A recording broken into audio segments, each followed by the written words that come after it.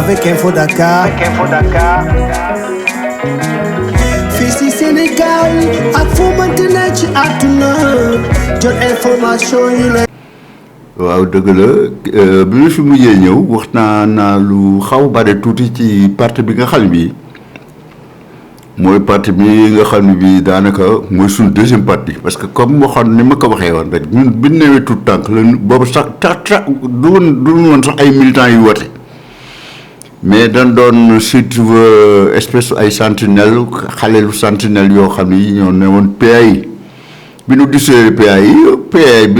PDS bi ñu koy formé moom suñu kanam la waxoon naa yëpp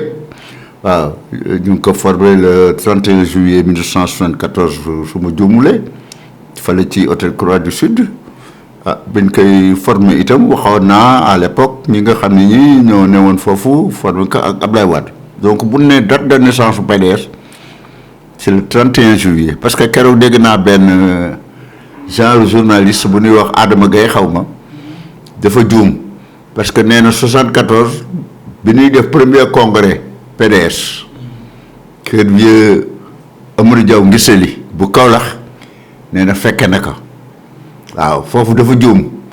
parce que PDS le 31 juillet 74 lan ko la juddu daal daanaka le 1975 qui doon def première convention nationale du PDS ici au relais de l'espadron relais bii en 76 te luñ soog a def congrès boobu muy wax moom donc dafa jaawale 74 ak 76 te journaliste bu mag la Adama Gaye je crois donc congrès boobu ñu defoon kër Amadou Diaw Ngisali en réalité war na ko foon def mais comme booba temps démocratie bi demeewul nii dañu fu mu kii ñu bañal nu ko ba moom moo volontaire woon nu mu tuddati ñu organiser congrès bi foofu ci këram waaw moo Omar Diaw c'était en 1976 voilà li ci des yëpp xëy na sax wax na dëgg parce que ñoom Fara Ndiaye ko fi mais je crois que en tant que journaliste xëy na peut-être dafa jaawale ki date yi wala xëy na li mu wax ni fekkee naka te man boobu temps man maa nga fa woon man maa doon représenter les jeunes de Dakar boobu temps ñu ñoo doon jeunes u Dakar yi ndeysaan et man maa def également ay kii congrès bi pour ñu créer UJTL et cetera des trucs comme ça UJTL sax woon UJTL parce que comme ni mu ko waxee moom Adama Gaye boobu wax na dëgg c'était un parti d'abord travailliste avant mu nekk un parti libéral waaw parce que boobu temps trois courants yi ñoo amoon Boubacar Gueye je crois Majmout Diop ak Senghor ak Ablaye Wade muy les quatre courants de pensée waaw noonu la demee daal ci li nga xam ne lii moom mën naa ko rectifier tuuti sunu mbokk moomu ñuy wax Gaye le journaliste là ak yu demee noonu bon léegi nag nan laa gisee boobu ba léegi 74 ba léegi nan laa gisee politique gu Sénégal xam naa benn séance rek mënuñu ko si terminer mais ñu taf ci ay quelques éléments repères rek gis nga 74 bi nga xamee ni bi par exemple comme moom ni mu ko waxee Adama Gaye boobu parce que am na ay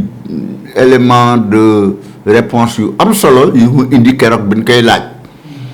parce que wax na li nga xam ne lii moo tax Senghor nangu ñu créer PDS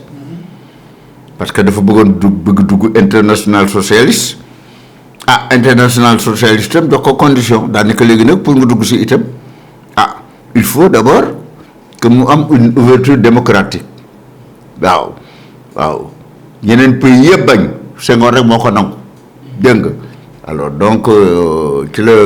admettre bon Ablaye Wade dem foofu Mogadiscio fekk ko fa ñu waxtaan entre autres personnalités yi fekk woon waxtaan woowu il y avait Ahmed Khalifa Niass parce que il était très proche de Ablaye Wade. Ahmed Khalifa Niass yàgg na jouer rôle médiateur ak régulateur social kooku moom mën naa ko seedeel waaw te itam ci ñi nga xam ne ñi ñoo doon pilier PDS à l'époque moom Ahmed Khalifa Niass boobu à l'époque ci la bokkoon parce que amoon na alal temps yooyu ensuite amoon na détermination amoon na courage te encore jege woon na trop certaines puissances notamment ay chef d'état ak yu demee noonu daal amoon na daal ay relation ak ñoom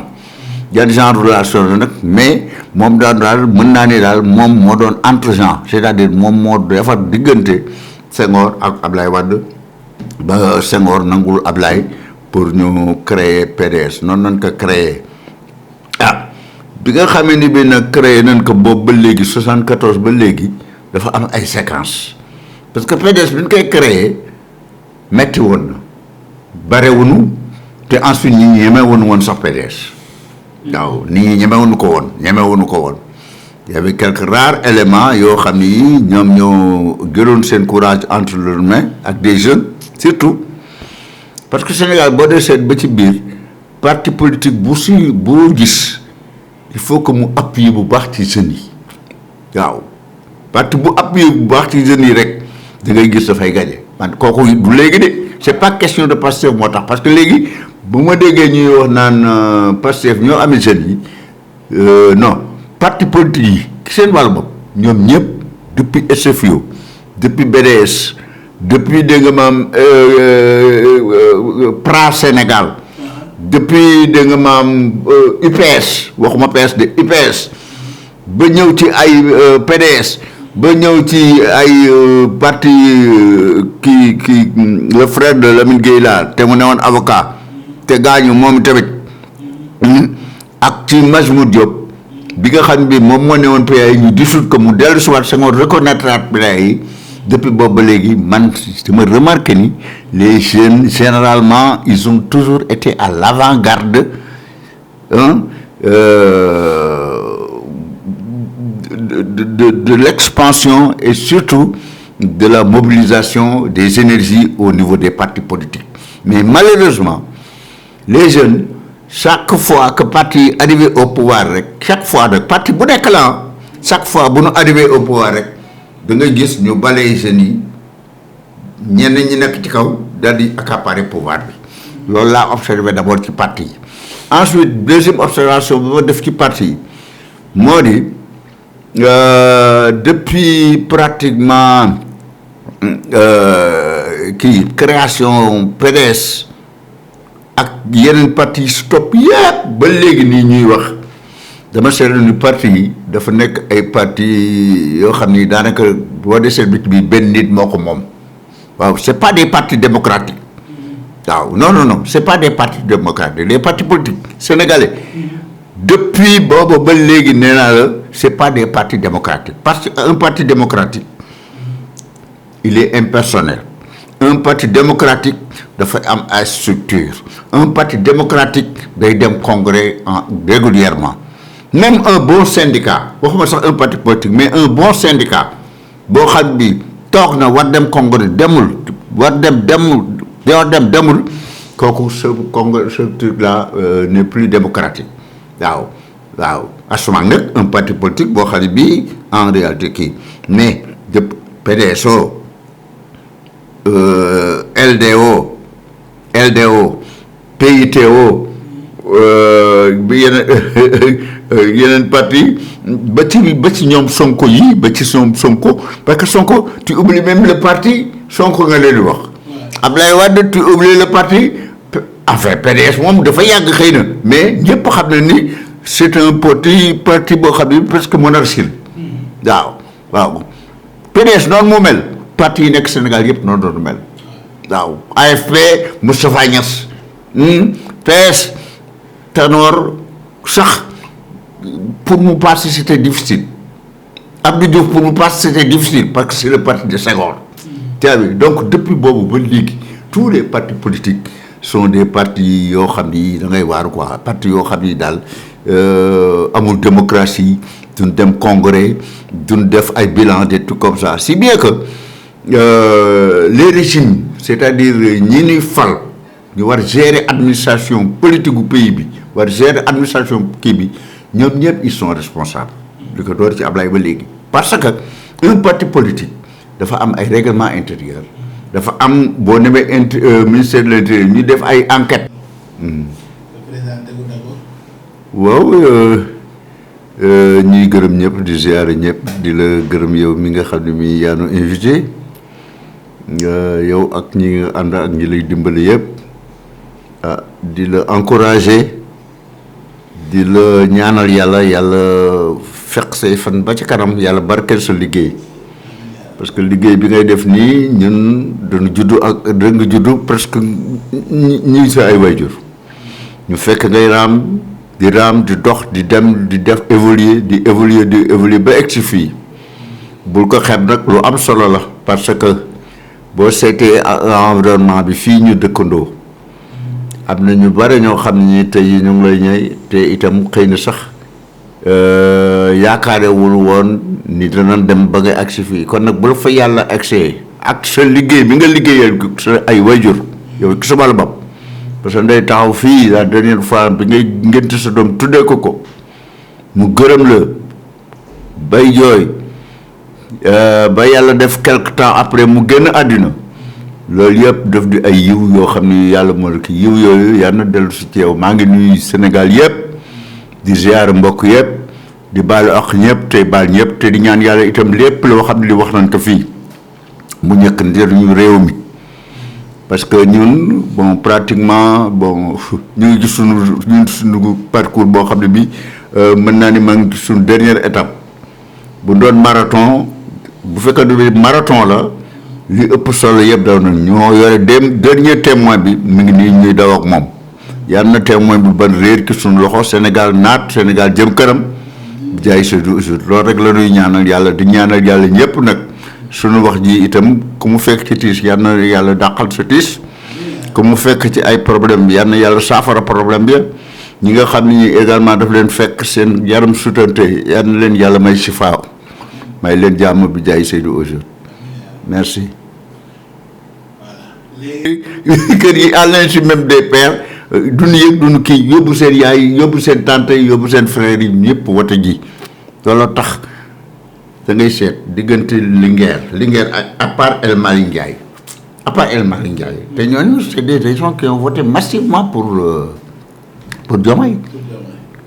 Kaolack a voté massivement pour Diomaye mais ñooñu léegi en retour qu'est-ce qu'ils ont eu au contraire ñoom ñoo gën a am problème parce que man daan naa leen wax ne attention vote par procuration baaxul dañuy woteel Sonko mooy Diomaye mooy Sonko non c'est pas vrai Diomaye du Sonko Diomaye du Sonko itam du Diomaye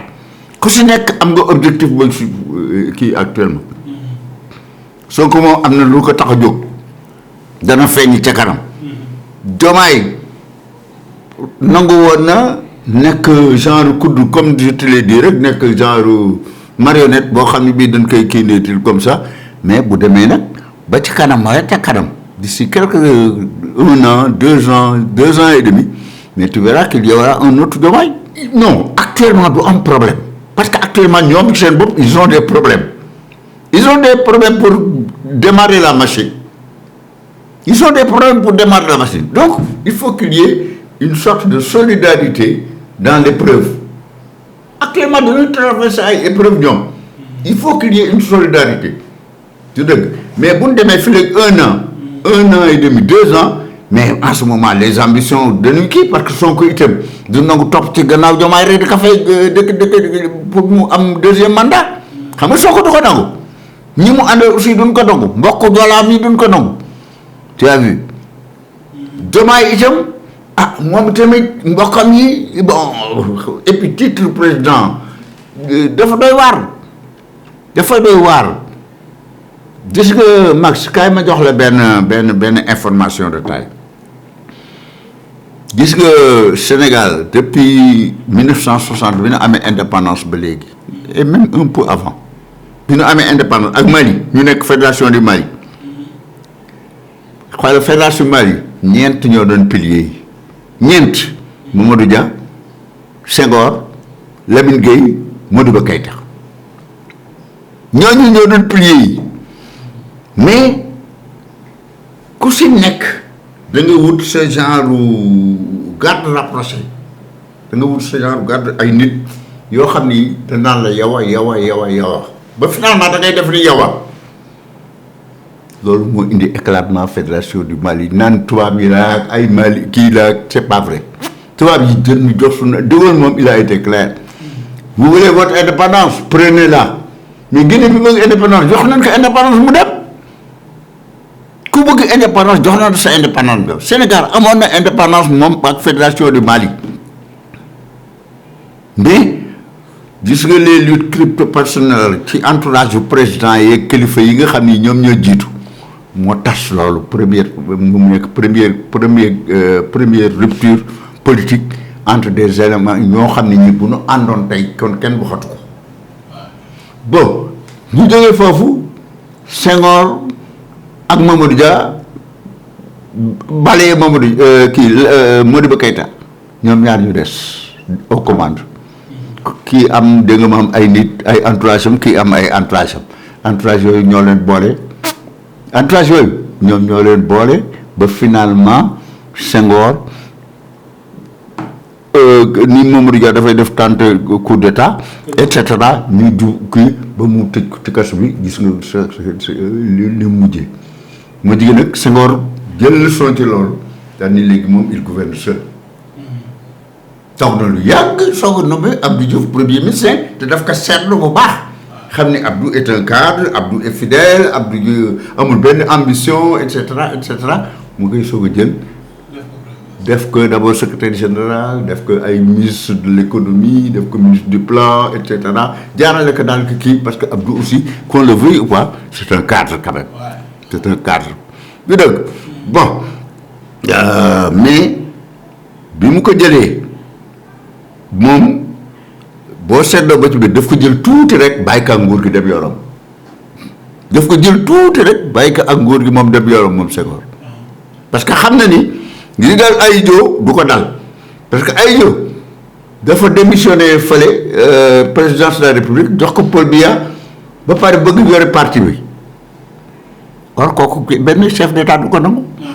chef d'état buy nangu yow kii ba pare téye parti bi alors ñu bëgg ko jàpp mu daw ndeysaan fii la deewee moom Ahidjo fii la deewee bon Abdou Diouf doon nañ ko pouvoir bi 6 ans ou 7 ans après mu am ay crises yu graves dans le pays c'est-à-dire sécheresse bu métti ba indi li ñuy wax kii structurel c'est-à-dire xaalis bi en 1980 c'est la dévaluation bi il fallait dévaluer l'argent il fallait dévaluer la monnaie du pays parce que monnaie day reposer ci koom-koom bu dëgër or sécheresse bi kii nañu ba nga xam ne bi économie Sénégal nërmeelu na donc lenn rek mooy solution bi moo doon def dévaluation ay ajustement structurel on avait booba temps vraiment des ministres brillants comme Sakho et Loum Mamadou Touré entre autres ces gens-là c'est eux qui ont sauvé l'économie du Sénégal boo gisee ba Sénégal ba léegi ñooñu ñoo ko sauvé waaw donc ñooñu dem bi ñu demee en 2000 Abdou Diouf moom tamit jël Tanor fii jàppal fii kërëb de comme ça Abdoulaye Wade ñëw parti yëpp cristallisé dajaloo fal ko en 2000 bi ñu ko falee en 2000 en réalité ils ont élu Idriss Seck bi ñu ko falee en 2000 c'est pas Abdoulaye qui doon élire c'est-à-dire Abdoulaye Wade la ñu élire parce que am na aura Abdoulaye Wade guerrier la Abdoulaye Wade xeex na Abdoulaye Wade c'est un grand intellectuel et cetera il a beaucoup de mérite et puis nit ku baax la Abdoulaye nit ku baax la il est très généreux tu as vu mais malheureusement ils ont élu Abdoulaye Wade et Abdoulaye Wade n'avait d'œil et d'oreille que pour Idriss Seck en réalité moom la gënoon bëgg sax Karim Wade pouvoir moo demee noonu Idriss Seck Abdoulaye bi ñu ko falee mu jël un banquier defe naa la jëkk jël Makhtar Diop qu'on appelle Makhtar Diop mooy doomu Fadilou Diop Fadilou Diop moo daan layool avocat bi ñu kii son père était un brillant avocat bi ñuy waaj a tas PAI ak bi ñuy waaj a jàpp militant PAI di leen kii Fadilou Diop boobu mooy Pape Makhtar Diop léegi il est au FMI xaw ma FMI léegi foofu la nekk mooy patron ba dégg nga kooku la Ablaye jëkk jël comme ministre des finances bi mu ko jëlee couplé ko ak le gars de Thiès là le Seck là waaw kooku la ko couplé mais kooku comme moom rigueur financière la xam te Ablaye réel politique lay doxal Ablaye c'est un libéral Ablaye réel politique lay doxal boo demoon ci Ablaye léegi di ko wax dugal ma fii gën fii ay affaire ay kii visa yeeg yu dem xamul yooyu boo ñëwee ni que Ablaye dama bëgg nga boole ma banque 2 millions il préfère te donner 2 millions yoo xam ne moom moo ko moom boppam plutôt que de la boole banque parce que xam nañ lu régler ce problème mi ngi mel ne yéen ñu créé léegi depuis Macky Sall ba léegi ay DER ak ay kërëb pour financer mais ñooñu ça peut pas régler les problèmes. Abdou l'avait essayé avec ñu jox ay maîtrisards ay boulangerie ay boutique ay yu kenn xam léegi fan na mujj ana ñooñu léegi. tu as vu donc yii pauvreté employabilité des jeunes kenn du ko faj ak xaalis jox naa la 2 millions max va te débrouiller non. yow yaa ngi amee si jabar yaa ngi amee si doom yaa ngi am si yaay amee ordonnance kërib dit comme ça ñu jox la 2 millions mais avant de penser à quoi que ce soit da ngay dem fekk yaay. Le Sénégal est une société particulière c'est pas une société comme les autres sociétés yaa ngi donc li nga mën def moo di industrie yi nga xam ni newoon na fi Senghor bàyyi woon ka fi ay Soséchal ay kii fi ñuy defaree tabac bi ay industrie alimentaire yi daan nekkoon di nanu bàyyi ay màggat yi ñuy jël te jël xale yi ñu liggéey ay Aïda Mbodj ay Habib Sy c'est des gens qui ont déjà fait leur temps nañ leen bàyyi ils sont à la retraite depuis Mathusalem li ñu war lekk ci état lekk nañ lu ko ëpp mais nañu jël ay xale yoo xam ni xarañ nañu mais Aïda Diop qu'est-ce qu'elle était assistante sociale xaw ma mooy maîtresse d'éducation xaw ma lan moom la woon fii au niveau de l'éducation nationale léegi boo ko joxee affaire DER alors qu'elle n'a jamais manipulé d'argent alors qu'elle n'est pas gestionnaire de formation kooku nan lay mën a gérer DER boobu. bon inondation yi gis nga dafa am yoo xam ne yi gouvernement bu nii mën na ko régler day wax lu ko neex mën na nag atténuer ko kërëb des trucs comme ça dem benn zone par exemple. instant yi comme màggal Touba ngay waaj a jot seen ay effort yëpp dañu ko war orienté vers Touba bu ñu ko orienté vers Touba ba nga xam ne bi les gens parce que c'est presque tout le Sénégal qui va se rassembler là-bas à Touba bu ñu demee nag muy taawa kii ay kërëb des trucs comme ça c'est ça qui amène les frustrations tu as vu donc genre kii positif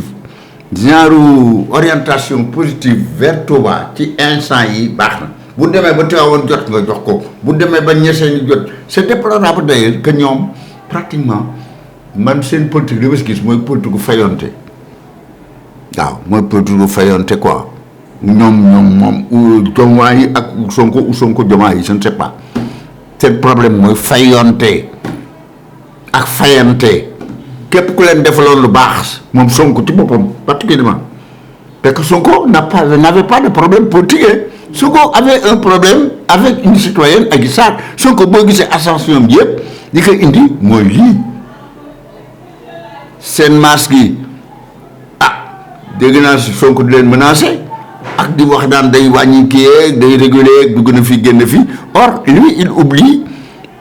oublie que kenn xamu ko moom Sonko c'est la presse qui l'a fait sortir de l'ombre les réseaux sociaux là yi muy wax daan nañ ko réguler parce que tout simplement dañ koy indi ay waar ay lu mu waxoon démb tey mu def le contraire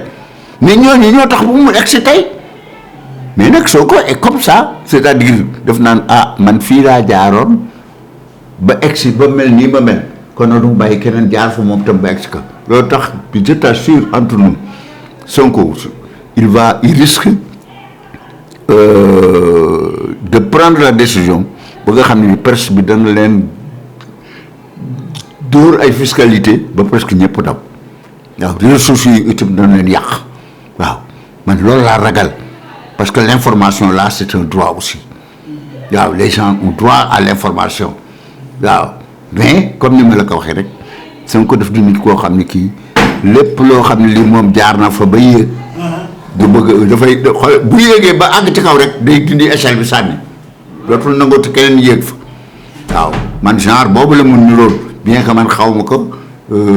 mais genre boobu la mu niroon il avait réussi à infiltrer l'administration donc ki si gën garaaw te kenn du ko wax mooy Nafi Ngom Keïta boobu ak ay waajuram ñi soom ko def ay ministres yu demee noonu mais kooku saa waay moom itam jigéen bi doy waar la daal macha allah dégg naa nag tante la ki Sonko parce que moo ko yaayam c'est la famille de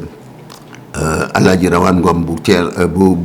Paal bale nga xam ne bi mu xaadamu Sëriñ Babacar Sy la woon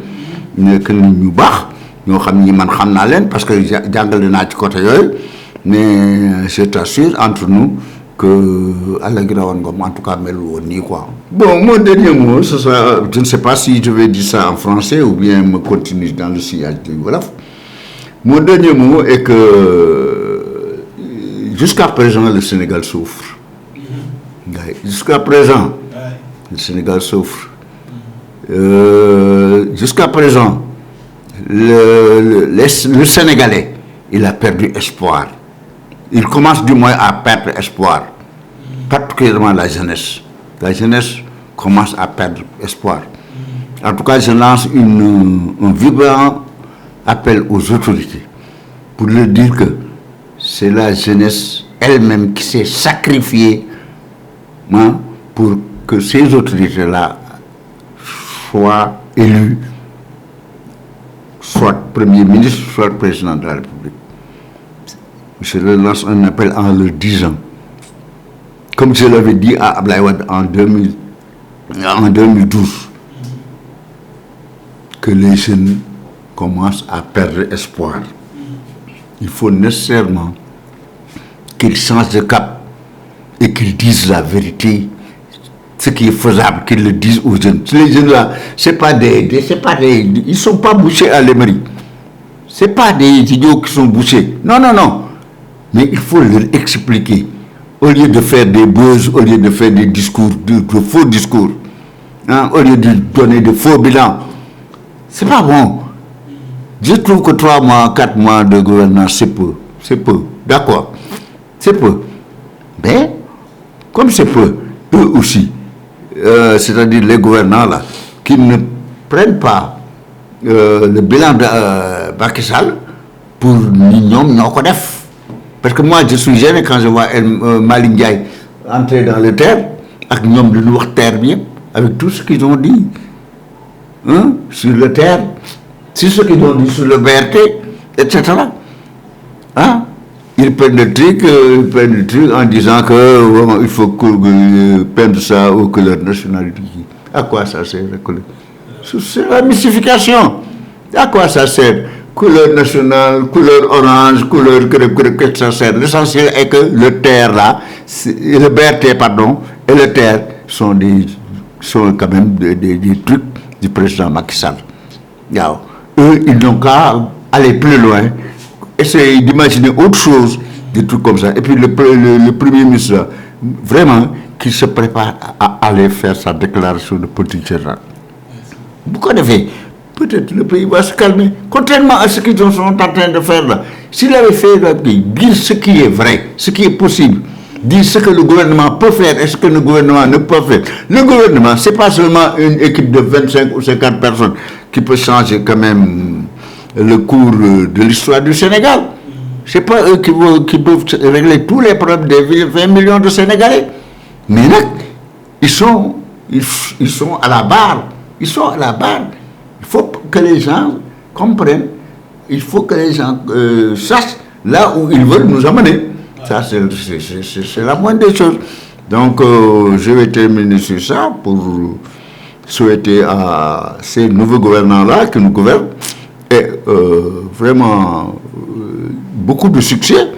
Je les encourage aussi à se muer en homme d'État, quoi. Surtout de se muer en homme d'État, à dire la vérité. Parce que seule la vérité est révolutionnaire. Parce que moi, je crois que Diomaye n'a aucun avenir politique. Mais Diomaye, déjà, il a démissionné de son poste D'ailleurs, son poste là, les gens oublient très vite. Mais Amna Aïtan, son code d'accord il avait fait une restructuration. Parce que Diomaye n'a jamais été. Diomaye, quand qui combat politique, Khali ñu jitu mom ak El Malik combat politique ñu jitu xalé yu top ci au contraire xalé dañ na wax wacc len terrain bi xex même bi ñuy japp Sonko ñom ñep c'était terrain daw xalé ñi doon xex légui nak poste yi gën ñu téy poste yi dik ki c'est une honte d'ailleurs ñu distribuer poste yi c'est gênant c'est gênant mais ay comme waji nim ko ay avis et communiqué yu jëk yi daan def etc. nga xamni ay 100 personnes ay 50 personnes dañuy nommer alors des gens encore sans expérience au niveau des ministères on a nommé des gens sans expérience mais au niveau des directions il y a des directions techniques yo xamni il faut un technicien un gars bo xamni xamna lolu nga ki mais bo gisé temps yi xoy kama ji bari au niveau de la Sénégal lan moko indi c'est parce qu'ils ont changé le directeur bu bess mom tam ñu indi ay nitam xamuñu affaire bi ak courant bi commencé wat encore on est retombé vers les années 2000 je le dis mom xamna ko deng mais il faut reconnaître quand même que Macky Sall avait réussi à stabiliser quand même ces coupures de courant intempestives yi nga xamni mom la avec Info Dakar fii ci Sénégal ak fu mënti ne ci àdduna jot information yu